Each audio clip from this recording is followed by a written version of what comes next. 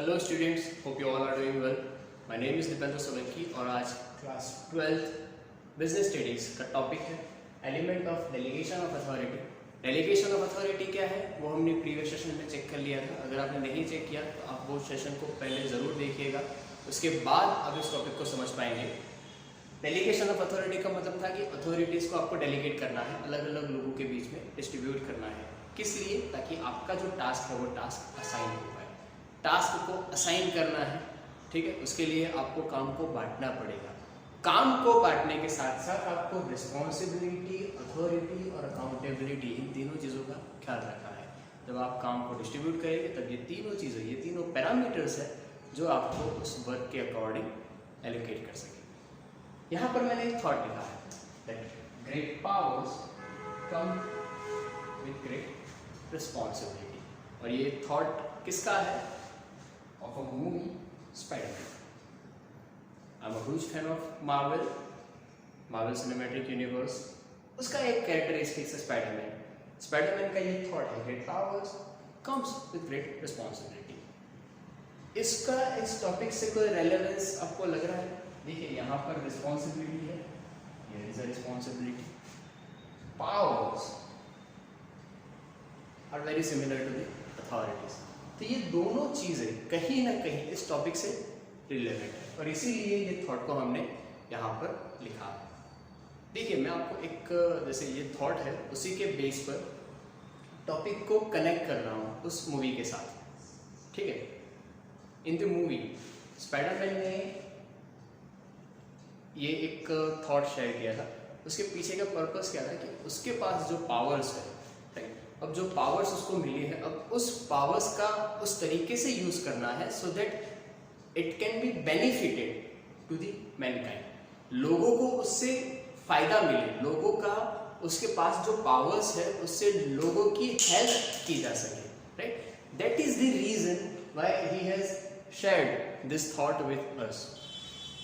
Responsibilities का मतलब क्या है? तो देखिए सिंपल रिस्पॉन्सिबिलिटीज का मतलब होता है कि आपने एक टास्क असाइन किया है, आपने एक काम दिया हुआ है, ठीक है। When you have assigned work, तो वो वर्क के लिए पूरी रिस्पॉन्सिबिलिटी आपने उस इंडिविजुअल पर्सन को दी होगी, राइट। एक चीज का ध्यान रखना है कि when you will assign any responsibility to anyone, ठीक है, आप जब उनको काम देते हैं तो रिस्पॉन्सिबिलिटी के साथ साथ आपको उनको क्या देना है?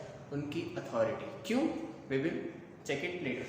पर आपको ये चीज़ खास ध्यान में रखना है कि जब आप उनको काम की रिस्पॉन्सिबिलिटी दोगे तब आपको उसको उस काम के रिलेटेड अथॉरिटी भी देनी पड़ेगी। रिस्पॉन्सिबिलिटी जो है वो टॉप टू बॉटम, मतलब कि टॉप लेवल पे ज़्यादा रिस्पॉन्सिबिलिटी होगी, वो पास करेंगे बॉटम लेवल पर, सॉरी मिडिल लेवल पर। मिडिल लेवल पर जो रिस्पॉन्सिबिलिटी होगी वो पास होगी नीचे के लेवल पर। तो जैसे जैसे लेवल नीचे जाएगा रिस्पॉन्सिबिलिटीज उस तरीके से फ्लो होती रहेगी।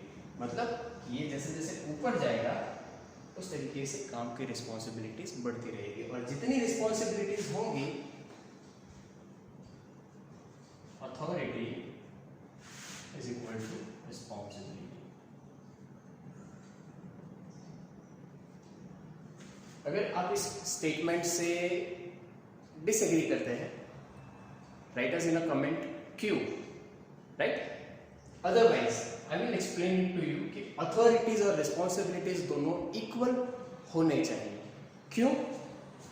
मान लीजिए मैंने आपको एक काम दिया है कि आपको 10 लोगों का ध्यान रखना है। अपनी कंपनी में काम कर रहे 10 लोगों का ध्यान रखना है। अब ध्यान रखने से आपका मतलब क्या हुआ? मान लो वो कुछ गलती करेंगे तो गलती कर रहे हैं, आप देख रहे हो, पर आप कुछ नहीं कर पाओगे। क्यों नहीं कर पाओगे? मैंने आपको क्या काम दिया है कि 10 लोगों का ध्यान रखना। अब मान लो ध्यान रखने में वो लोग अगर कुछ गलती कर रहे हैं तो उस गलती को अगर उसी वक्त सुधारा नहीं गया तो वो क्या होगा? कैरी फॉरवर्ड होता रहेगा। समझ रहे हो कि नहीं समझ रहे हो? तो आपको मैंने टास्क तो दिया, पर टास्क को करने के लिए आपको अथॉरिटी भी मुझे देनी पड़ेगी ताकि आप उस वक्त उस काम को सही ढंग से करा पाओ। Assign power to subordinate to complete the task important for delegation of authority assign powers. अगर पावर्स असाइन नहीं किए तो आपको जो भी रिस्पॉन्सिबिलिटी दी गई है वो रिस्पॉन्सिबिलिटी प्रॉपरली फुलफिल या अकम्प्लिश नहीं हो पाएगी। समझा? इसीलिए मैंने ये सेंटेंस लिखा है कि अथॉरिटी जो है वो it is equal to responsibilities, और जितनी आपकी पोजीशन है, आपका जो पोजीशन है उसके अकॉर्डिंग आपकी अथॉरिटीज मैच करेगी, काम करेगी। राइट? अब मैंने आपको रिस्पॉन्सिबिलिटीज दी, उसके साथ साथ उस रिस्पॉन्सिबिलिटी के पैरेलल या उसके अकॉर्डेंस मैंने आपको अथॉरिटी भी दी। अब आपको पावर भी मिल गया, आपको काम भी मिल गया। तो अब जब आपके पास दोनों चीजें हैं, राइट, और फिर भी अगर काम नहीं हो पाता है तो वो किसकी गलती या उसके लिए जिम्मेदार कौन?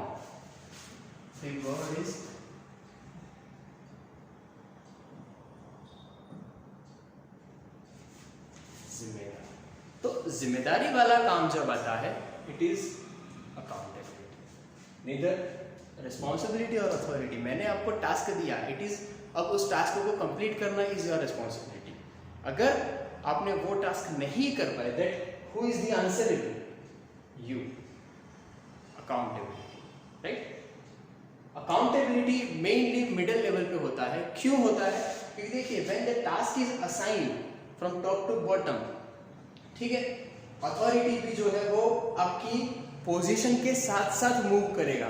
तो जिसके पास मेनली वो पोजीशन होगा, जो आंसरेबल होगा, ही इज द मिडिल लेवल। और अकाउंटेबिलिटी जो है वो नीचे से ऊपर, मतलब जिसके पास जो टास्क है ही is the answerable for that particular work.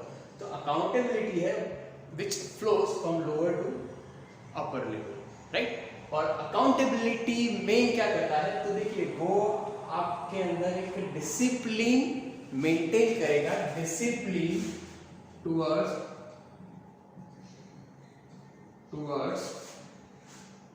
Work assign. आपको जो काम दिया गया है उस काम के प्रति, उस काम के रिलेटेड आपके अंदर एक डिसिप्लिन मेंटेन होगा। देखिए रिस्पॉन्सिबिलिटी, अगर आपको टास्क दिया है आप नहीं कर पाओगे, इट कैन बी ट्रांसफर्ड। समझे? अगर आपने टास्क सही से नहीं किया तो आपका काम किसी और को दिया जाएगा। अगर रिस्पॉन्सिबिलिटीज ट्रांसफर हो सकती है, the same will be the authority. Authority भी क्या हो सकती है? ट्रांसफर हो सकती है। अकाउंटेबिलिटी ट्रांसफर नहीं हो सकती। आपको जो जिम्मेदारी मिली है, अगर वो काम सही से हुआ, इवन यू आर रिस्पॉन्सिबल, सही से नहीं हुआ तब भी वो जिम्मेदारी सिर्फ और सिर्फ आपकी थी। अगर वो टास्क सही से किया तो आपने मतलब वो जिम्मेदारी सही से निभाई, सही से नहीं हुआ मतलब कि आपकी जिम्मेदारी में आपने कुछ ना कुछ कमी छोड़ दी है, जिसकी वजह से आपका वो टास्क कंप्लीट नहीं हो पाया, right. So this is the analysis of topic elements of delegation of authority. आपके पास जो पावर्स आपको असाइन करने हैं, लोगों को डिस्ट्रीब्यूट करना है, तो उसमें आपको मेन ये 3 elements, responsibility, authority and accountability, इन तीनों चीजों का ध्यान रखना है। I hope you have understand this topic. Thank you so much.